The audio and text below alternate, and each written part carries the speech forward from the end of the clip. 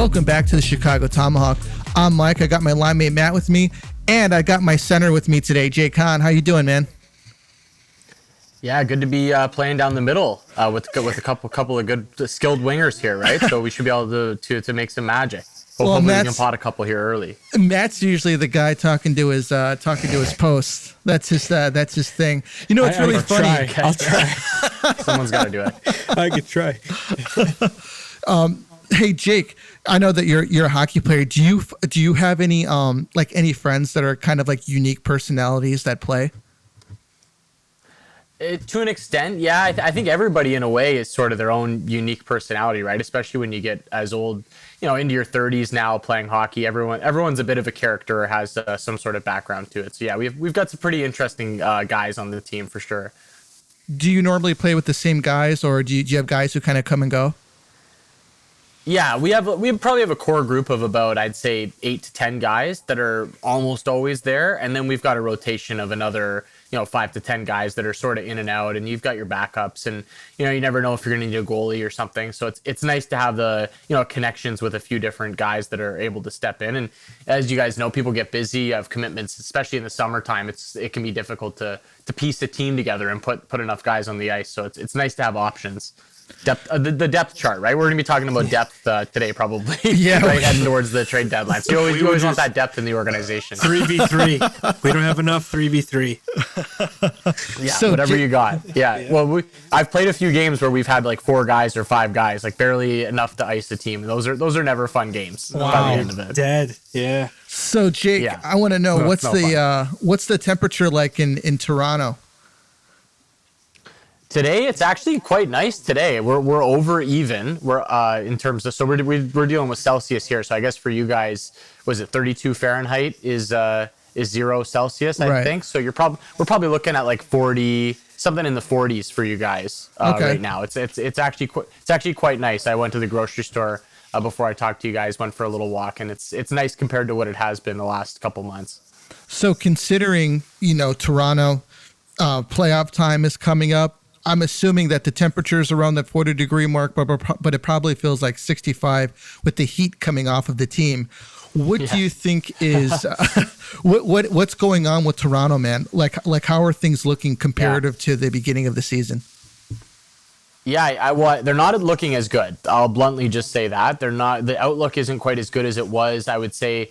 Around Christmas time, November, December, the Leafs were playing this style, and I might have been on with you guys at the time. They were playing this like lock it down style where they were winning games 3-1, 4-1, and they were really playing good defense. They were getting great goaltending from Jack Campbell at the time as well, and they were obviously scoring enough. We know that they had that firepower up front, and at some point they just started getting away from that. I don't know if some of it's injury related. I know they are missing Jake Muzzin on the blue line right now, which is a big piece back there, and they don't necessarily have the depth on the back end that maybe some other teams do. So when they do lose a piece, I think you see the effects taking place. And then on the other side of the coin, you're certainly not getting the goaltending. Jack Campbell wasn't playing well. Now he's hurt, and you haven't been getting good goaltending from Peter Mrazek all season. So there's more question marks now than answers with this team. And I think if you're a Leafs fan, you're just hoping that this is sort of the dip, and that at some point late in the season into the playoffs, they get back to that style of play that was giving them so much success in November and December. It's just you're kind of it's like a hope and a prayer at this point,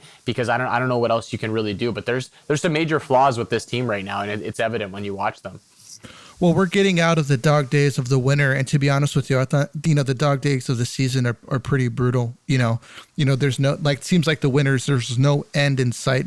And the games just kind of run off to each other. We're hitting the final stretch, and we're talking about the practically the playoff races for some teams, other teams that are trying to get in.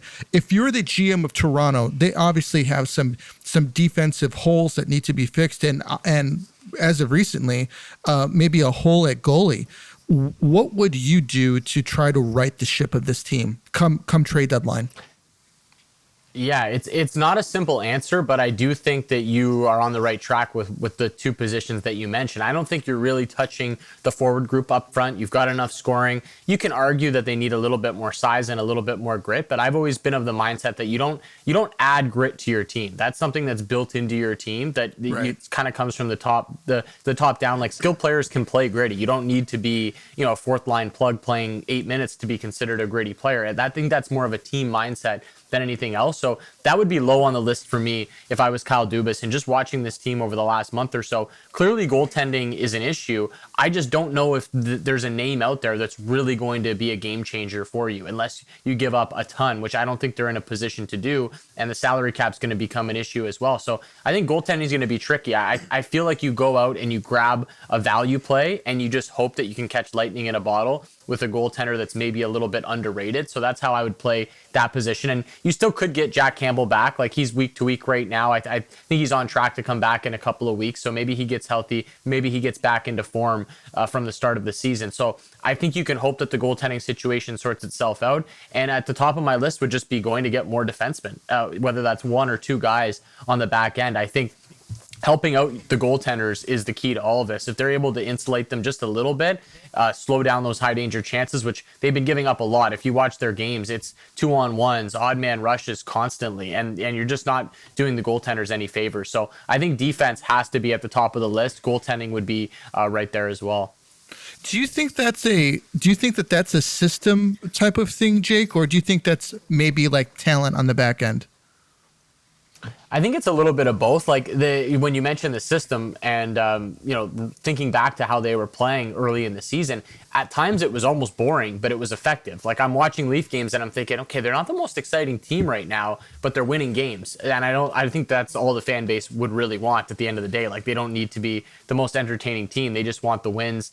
They just want the productivity. So I was curious if they were ever going to get away from that. Like, is this Leafs team this team that we're going to see come playoff time and late in the season? And now, we're sitting here a couple months left of the season and they've completely gotten away from that. So I do think the system is a big part of it. And I also just don't think they have the pieces to maybe execute the system that they want to execute, or the system that was giving them so much success back early in the season. So, and again, like, you're not going to go out and get a top pairing defenseman or a guy that's going to be playing huge minutes on your back end. Those guys just really aren't available. There's not many of them, and it's going to be difficult for the Leafs to make it work under the cap. So I really think, like, everyone wants them to make a move, and in a perfect world, you can fix every hole. But in a salary cap world and with where the Leafs are, it's just unrealistic. So I think, unfortunately for them, a lot of what they need fixed has to come in-house. It has to be the players that are already there. It has to be the core that's already in place there. Those are the guys that are really going to have to make the change.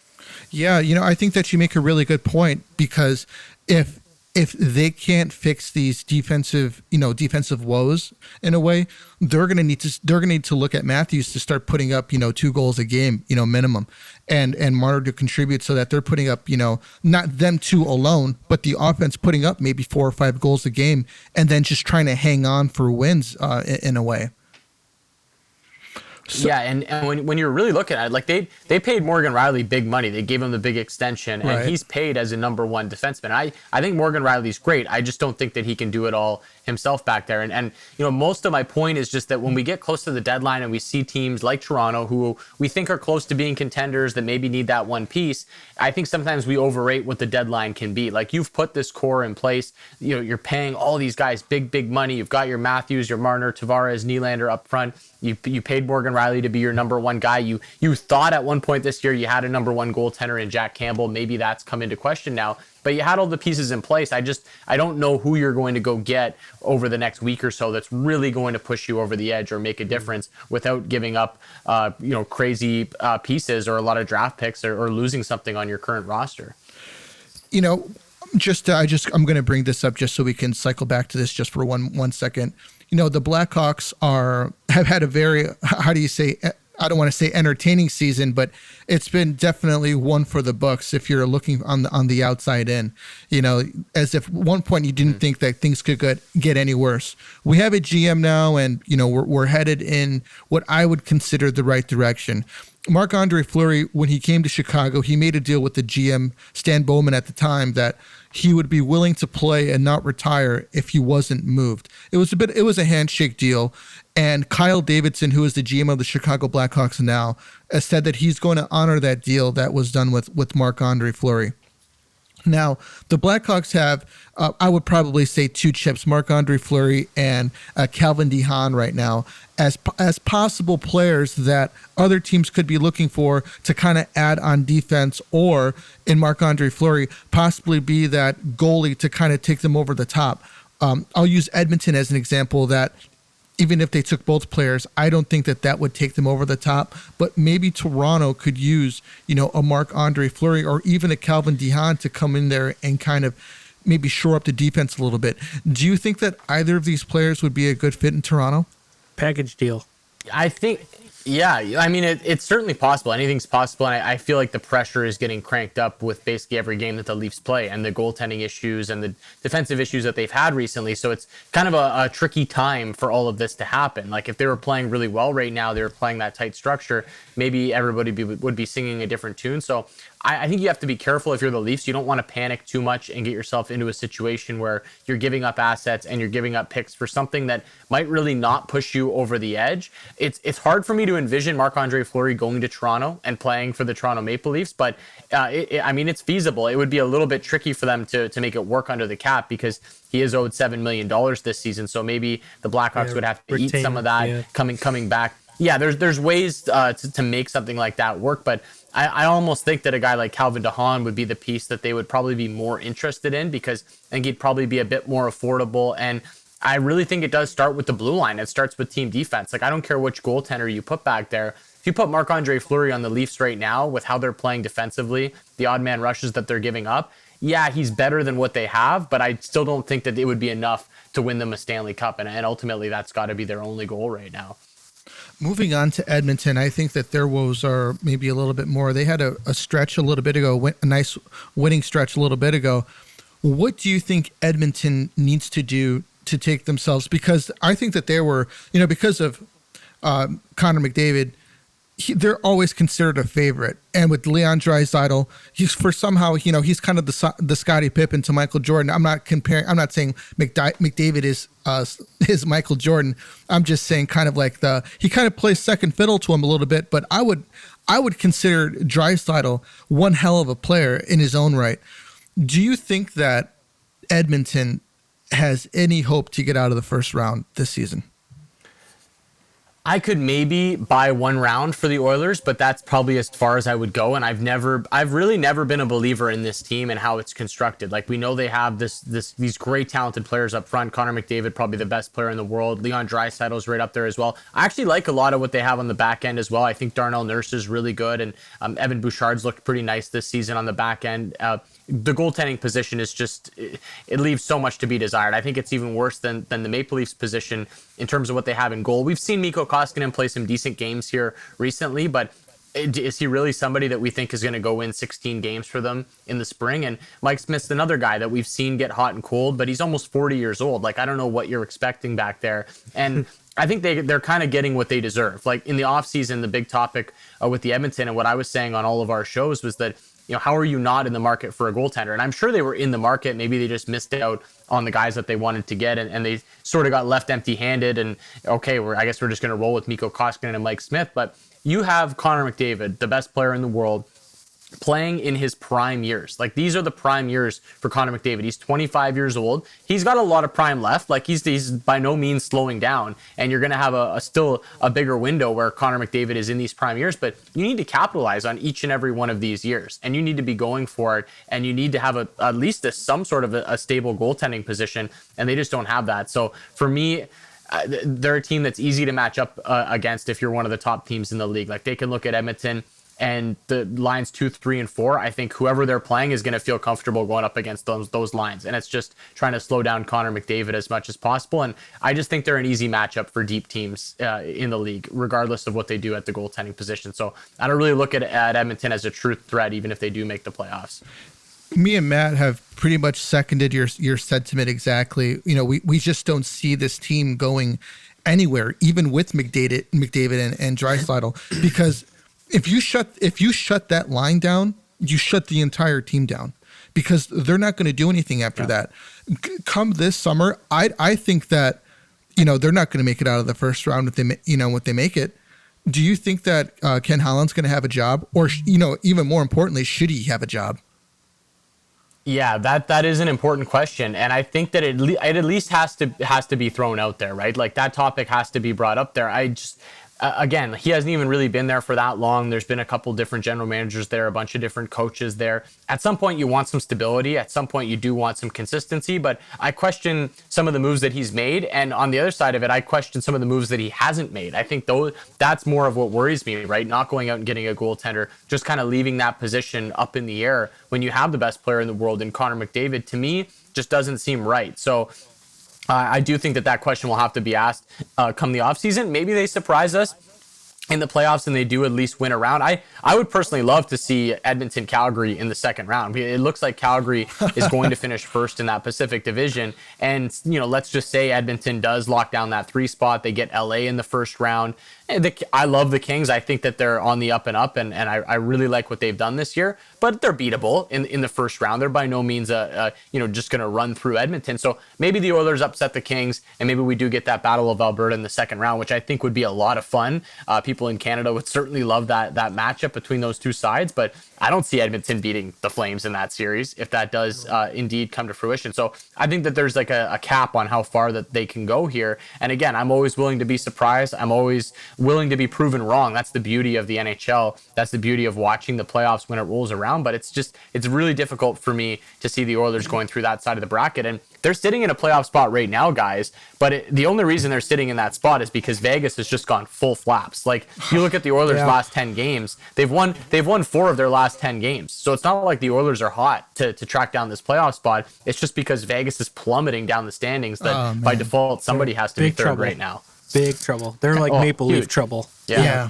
Matt, why don't you go ahead and take over with Vegas? Well, I heard something today that I was laughing. I think it was actually Kevin Weeks saying Vegas needs to call Marc-Andre Fleury and apologize and get him back immediately. Kiss and make because up. they're in big trouble. Yes. So I don't know what your thoughts about that are. I think that they should get a goalie because you don't know about Leonard, his status. So I think I'd be very aggressive to get one. Yeah, I think the bridge has been burned with Marc-Andre Fleury, so I don't see them going to that route. But a goaltender in general, I could certainly see them making some sort of move there to solidify that position because, like you said, the health of Robin Leonard is a question mark. You certainly can't trust the combination of Laurent Brossoit and Logan Thompson. That's not winning you a Stanley Cup anytime soon.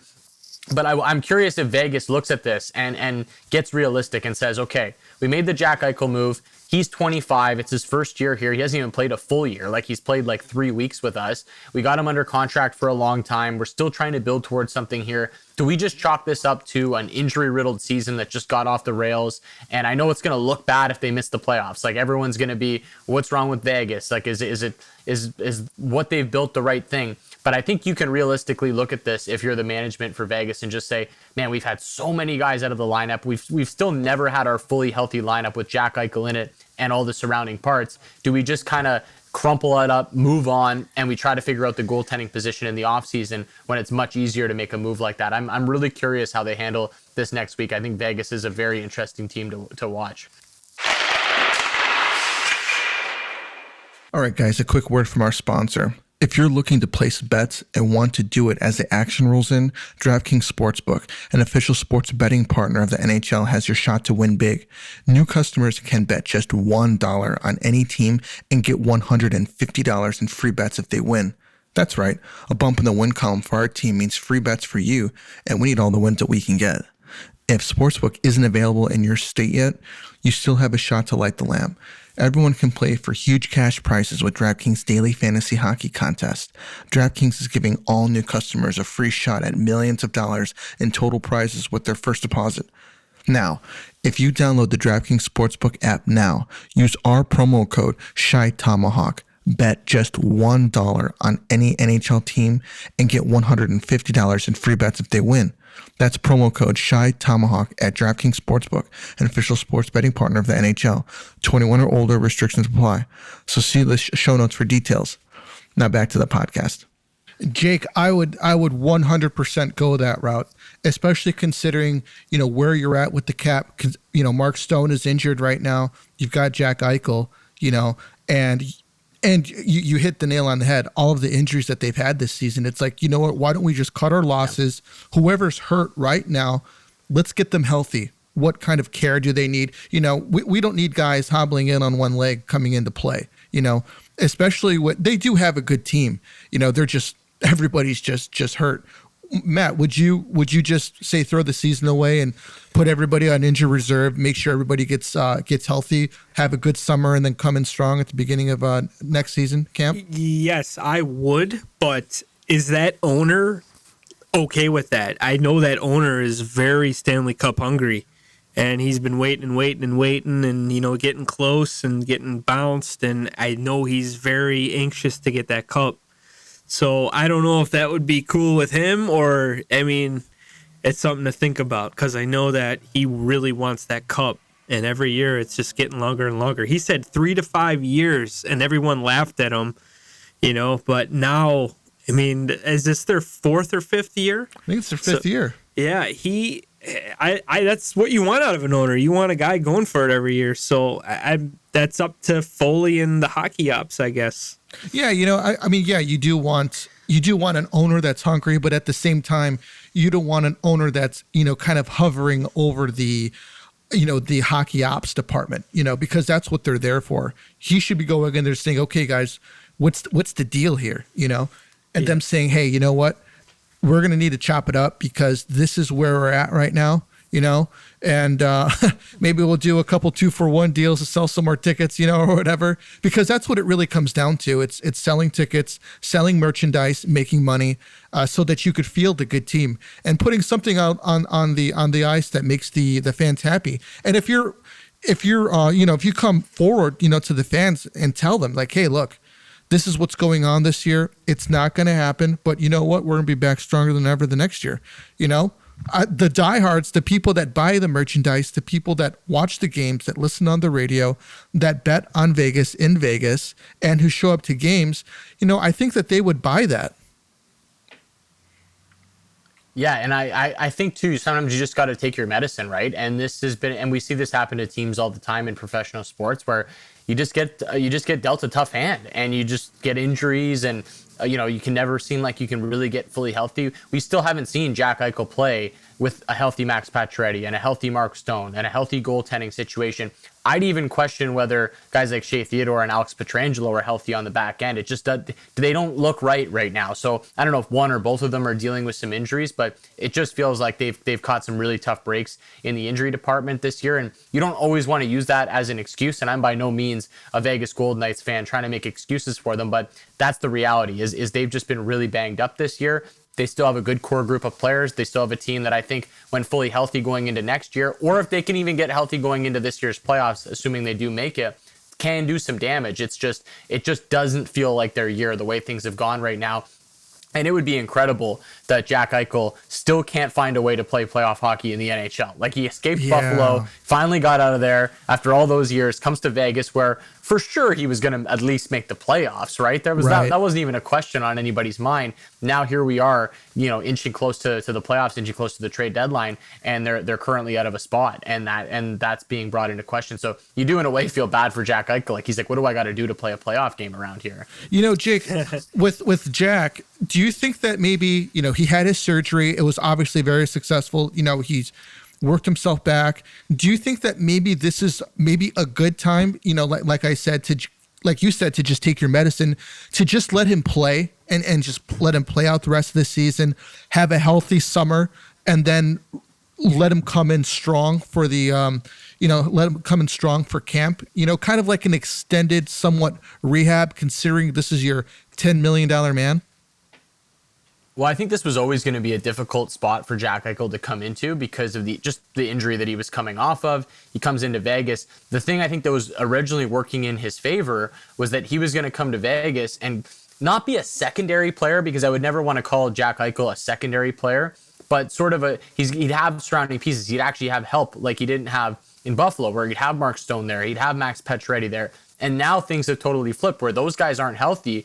And Jack Eichel comes into this situation, and not only is he coming off of a crazy surgery and a bad injury, but he has the entire weight of the team and the pressure on his shoulders to be the 20-minute guy every single night and to be the guy that needs to score late in the game. And obviously that's why they brought him in, and you want him to be that guy in the present and in the future. But it's a lot to put on a guy that's coming back from injury. So I think it just didn't really work out the way that Vegas had it mapped out in their mind. And now we're seeing him put into a pressure situation. So I'm just curious from a personal standpoint how he handles this, because we talk about him never playing playoff games before. He's never even really played like playoff contention games late in the season. Buffalo's never even close to the playoffs late in the year. Their season's usually done by New Year's. So this is a kind of newfound territory for him, right? Playing big games in a playoff race. I'm curious how he handles it. Maybe he handles it really well and he steps up here and he leads Vegas to a playoff spot, or maybe he folds a little bit under that pressure because it's not something that he's felt. I think either way, it's good that he is playing some kind of high pressure games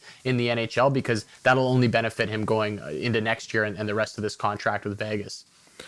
You know, Detroit is a team that me and Matt have grown up hating, but we can't help but love the way that the team is being ran under Stevie Yzerman. One player that stands out to both of us is Mo Seider. What do you think of this kid? Rookie of the year. I think he's been, I totally agree. I think he's been the best rookie this year. I don't know if he's actually going to win the award, because I never know how the voting process is going to go and who's going to win. But if I had a vote, I'm voting for Mo Seider. When I watch games and I watch all these teams, he's the one that impresses me the most for what he's doing. When you factor in his age, when you factor in the minutes that he's playing, the position he's playing, the fact that he doesn't have still a whole ton of help on Detroit, even though they are building this thing up. I've just been so thoroughly impressed by what he's been able to do as a 20-year-old back there. So Mo Seider would have my vote, and I think Red Wings fans should be very, very excited about him moving forward. And yeah, and Stevie Y we trust is kind of the slogan around Detroit, I think. And yeah, I don't blame him for that. He does seem to know what he's doing, and he's had a very, very patient approach here. And I'm curious when that patience, turns into aggressiveness, and when does Detroit and Stevie Y look at this thing and say, okay, we've got Mo Seider. Maybe we found our number one blue liner, our possible Norris Trophy candidate on the back end. Lucas Raymond looks like a great young skilled player to throw up front with Dylan Larkin. We're finally seeing Jake Verana healthy again playing hockey. Maybe he turns into a nice piece up front, still a relatively young player. You've got all these nice pieces, and when does he start to possibly dip into free agency and make those moves and maybe bolster the lineup and bring in a veteran and say, hey, we're actually ready to compete in the Atlantic Division? I'm curious if that happens as soon as this offseason, or if Stevie Y continues to play the patient approach and really wait this thing out. Yeah, I'll be honest with you. I think that he's going to wait one more year, and then I think that he might turn it up a little bit. I think Steve Yzerman has always been a patient, even a patient player. He didn't just he wasn't like a hard charging player. He scored a lot of goals, but I think that he had like an assertive aggressiveness where it wasn't that he was just going balls to the walls. I think that he's always had a calculated approach. He clearly has a calculated approach as a general manager, and I think that they have a really great piece there in Mo Seider. You would think that this kid's been playing for 5 years or so, and he just seems to be putting it together really, really fast. And me and Matt have been talking about drafting and how important it is to organizations to build. Because do you guys know when he was drafted? Wasn't it 2-3 years ago, and they laughed at Stevie Y? They did. They were like, "What is this?" And like the guy knew what he was doing. He was the 2019 draft. Okay. Yeah. But I mean, he was like a second or third rounder, wasn't he? First rounder, but he was projected like it was the Jack Hughes draft. Oh, okay. He was projected to go like 16 to 20, and I think Stevie Y took him a lot earlier, and people were like, "Wow, really?" Yeah, it was considered a bit of a reach at that point. I believe when that pick was made, and there was a couple of other defensemen on the board at the time. I believe Bowen Byram went a couple picks ahead of Mo Seider, and then other defensemen, and then Broberg was in the mix, and Victor Soderstrom was in the mix, who ended up going to Arizona. So there was a couple of other defensemen that a lot of people seemed to like, scouts seemed to like, and the Red Wings ended up going with Mo Seider. And when they made that pick, like I don't pretend to know a ton about these prospects. Like we have prospect experts that come on that watch these guys a lot, and there were a couple guys that came on and said, watch out for Mo Seider. Like this is a great pick by the Red Wings. And when I hear that from them, people that I trust, and I also see, Steve Yzerman making this pick in his team, you feel like there's something there. Like you almost do trust him in that pick, and clearly there was something there because we're seeing it come to fruition now. Yeah, it's really incredible, Jake, how how these guys can look at players and say, yeah, he's gonna be great, and you just don't see it yet, And sure enough, these guys come in and they play really well. Then you have other guys who are kind of destined to be great players, and they really don't show up at first. Yeah, and I think sometimes that comes down to organizations too, right? Like how you manage your asset. It's one thing to draft a player, and then how do you use him? Do you rush him in too quickly, or do you play that patient approach like the Red Wings seem to do? Who are you surrounding him with? What's the head coaching situation? There's so many variables for these young players coming in, and then when it doesn't work out with them in the first few years, we get so impatient and say, well, okay, that pick didn't work out. That's a bust. And then you see them go somewhere else and have some success. Yeah, exactly. Like I'm sure you could pick a situation like that from almost any team, but it's just one of those things where I think there's so many working factors besides just making the right pick at the draft. Definitely a Detroit thing. They know how to draft ever since Kenny Holland. I mean, Henrik Zetterberg. What was he like? 5th round? He was 6th round. God, come on. Yeah, they always seem to find those gems. Datsuk was was a 6th round pick too. I think the year before. Yeah, it's amazing. Which actually wasn't. When was Lidstrom drafted? I'm not sure. I'm sure he was high. I'm gonna look that up. Yeah, he was. So Jake, I believe he was a third. I think he was a 3rd round pick. Can you imagine that? So 3rd round pick. He's one of the best defensemen to ever play the game. Not bad, eh? Detroit. That's oh my gosh. Yep. So Jake, we're gonna do like a little kind of rundown of players where you think that they're gonna end up type of a thing. Matt's gonna run down the players, and you just give us your your opinion of where you think they're gonna go, man. All right. Well, my favorite pick or my favorite like big name circulating right now is Claude Giroux. I know he's almost at 1,000 games if he's not already there. Where do you think he's going to end up? Am I allowed to say Philly? Can I say Philly, or do I have to put him somewhere else? Yes. I'm gonna say Philly. I think he stays. I think he stays with the Flyers. I feel like, and he's approaching on 1,000 games now as well.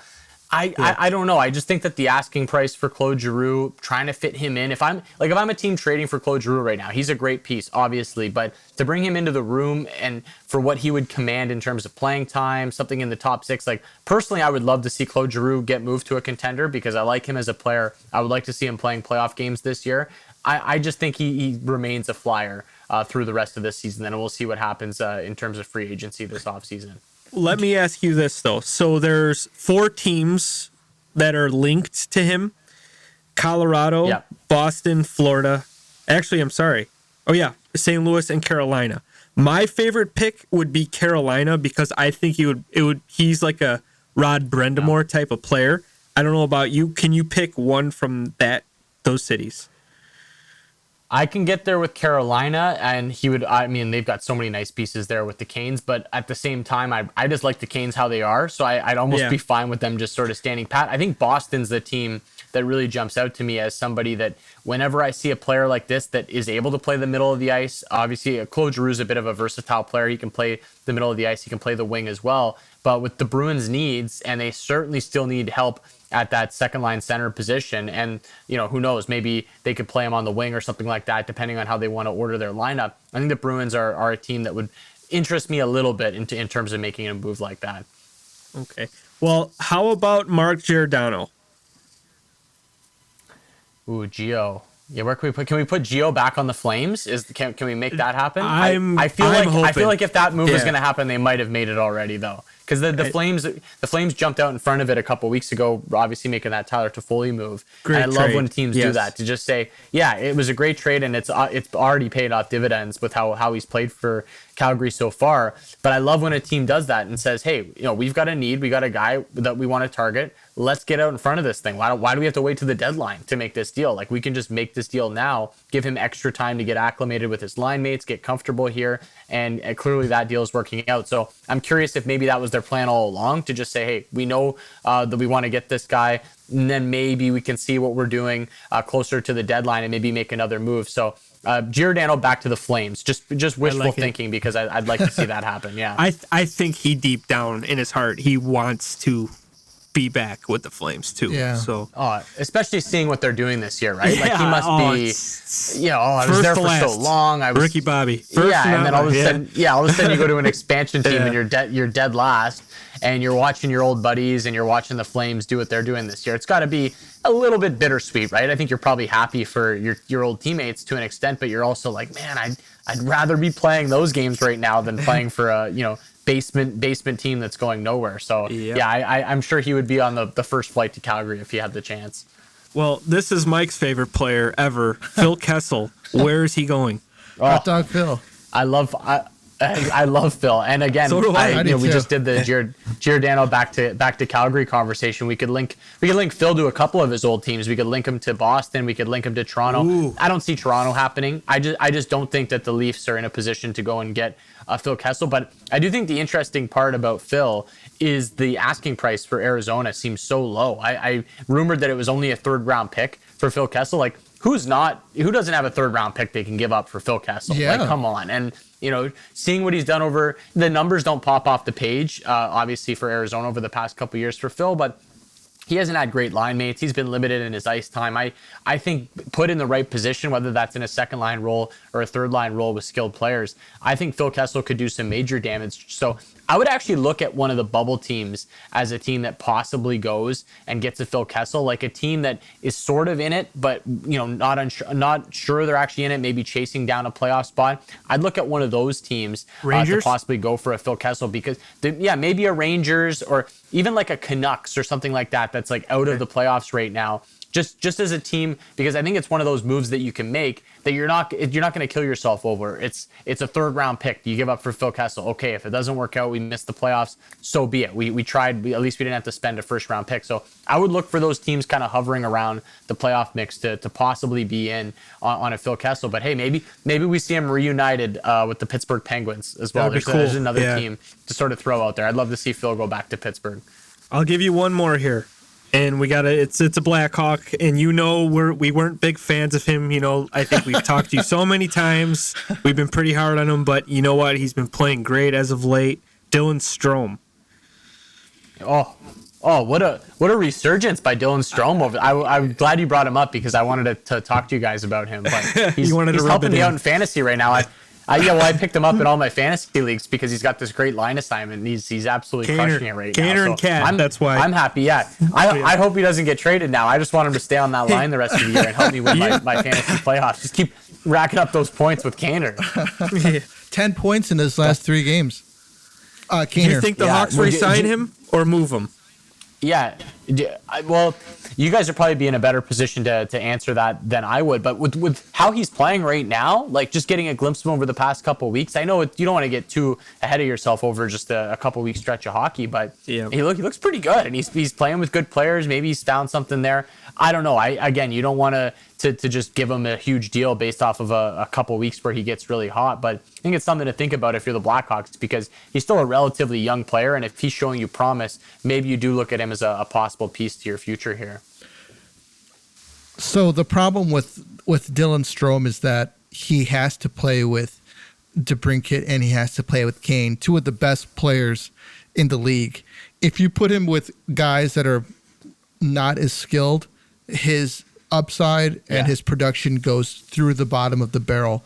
That's the problem with Dylan Strome, and it's not a knock on him. It's just the way that he is. That's the player that he is, and on top of that, his game and the type of player that he is. He has to play on those top 2 lines, kind of like how we had with Alexander Nylander, a prospect that we had. The type of game that he had to play on the top 2 lines, but the problem was he just wasn't good enough to. So if you put someone like Nylander or Strome on the bottom lines, they're just going to flounder because it's not their type of game. And that's just my opinion, though. Yeah, and they're not necessarily play drivers. Like, you don't look at Dylan Strome as a guy that's going to drive his own line, but I do think there's something to the fact that he can play with skilled players and that he's showing that promise, because those can even be tough to find, right? Like the right line mate for a Patrick Kane or the right line mate for one of these top end players. It's nice to have that piece. Not a piece that you want to pay a lot of money, though. Not a piece that you want to break the bank for, because I think you could find those guys a lot easier than you can find those top end play drivers that don't seem to come along very often. Yeah, man. I mean, out of the 14 years Patrick Kane has played for the Blackhawks, dude, I don't think that there's been anybody who hasn't been able to play with this guy. You know, he's just the once in a schmaltz. It's absolutely incredible, man, how Kaner can just make everybody better. You know, the other day he set up Strome for a one-timer. You know, he came from behind the net. He didn't even look, dude, and he saucered it across the Royal Road, and Strome had a one-timer, dude. I was like, you're freaking kidding me, dude? He's got two hatties. Guy's two like hatties 34. You got to be ready. Yeah, You got to that's be ready what he for said. anything when Kaner's out there. That's what he said. He goes, once you think that the puck isn't going to come to you, somehow Kaner can just sauces it over, 3 sticks, And then there was another play where he had the puck came towards him. He was skating. He hit it like off of his back right skate. It went through somebody. He got the puck, put it through in between another guy's legs, and then set up somebody else's goal. It was just incredible. They showed it in slow motion, and it was incredible. And watching it in real time, is everything just in slow motion for this guy? Me and Matt were talking. We think Kaner's going to be a point per game player until he retires. Kind of like how Nick Lindstrom was, a top tier player up until the day he retired. I think that's going to be Kaner. And I think once he gets to a point where he isn't a point per game player anymore, whenever that time does come, that's probably when a player like that says, okay, it's time to hang it up. Like, if I can't be myself, if I can't be that dominant player anymore, and I'm starting to struggle out there, I don't want to just be doing this for the sake of doing this. So yeah. I feel like that's when you usually see those superstar players, pack it in, because they're like, okay, I'm not the player that I once was. My numbers are clearly down, but that's not happening for Kaner right now. He still looks like he's very much at the top of his game. It's funny that you mentioned that. Wayne Gretzky has an interesting quote, because they asked him, like, why are you retiring? You could play another year. He goes, well, I only scored 9 goals this year. That typically, that was a good weekend for me. Yeah, a good night sometimes. And you know what, dude? Wayne Gretzky in his last year, in his 20th season, had 9 goals and 53 assists. He was a point per player person on his last season. That's incredible. Yeah, he took the playbook out of Adam Oates. Yeah. So Matt, you got anything else, man? No, I don't. Go ahead, finish it up. Jake, man, I'll tell you what. Is there anything else that you wanna throw out there? No, I'm just excited for the end of the season. It's always a fun time of the year. I'm not the hugest trade. Like, I enjoy trades, but I'm more of a watch the game type guy, more so than a news breaking type guy. I just love to watch and analyze the actual game. So once the trade deadline passes, you can kind of put all those rumors behind you, and you just move on and you get ready for what I think is the most exciting time of the year, the playoff races. Maybe they're not as tight as we would hope, specifically in the Eastern Conference, but it does look like we're getting a great race in the West, and we should get some really nice playoff matchups this year. So I'm just looking forward to getting into it. We're entering into a fun part of the hockey calendar, fun part of the sports calendar in general, with March Madness coming. I'm a big golf fan, so you got the Masters around the corner, baseball season. They actually figured something out. So it's a fun time of the year to be a sports fan. The days are getting longer. We're daylight savings time now, so it's a nice time to be a sports fan. It is, man. 100%. I'm a golf fan too, and I'll be honest with you, I love it when, if I could just lay on the couch for a little bit and throw some golf on and watch it. I mean, it's the same thing as baseball, essentially. Yeah, you fall asleep. Yeah. I like some of the, I'm a robo ump guy, man. I'm pulling for robo umps. Yeah, team robo umps. I'm sure it won't be long into the baseball season before I'm on your side again. You know what, man? I'm really looking forward to seeing Florida and Carolina and seeing what happens with these two teams, because we're talking about two teams that are looking to really be contenders, take that next step. The only thing that held Carolina back last year with with Tampa Bay, was that they couldn't stay out of the penalty box. If they could have stayed out of the penalty box, I think that they could have turned that series around.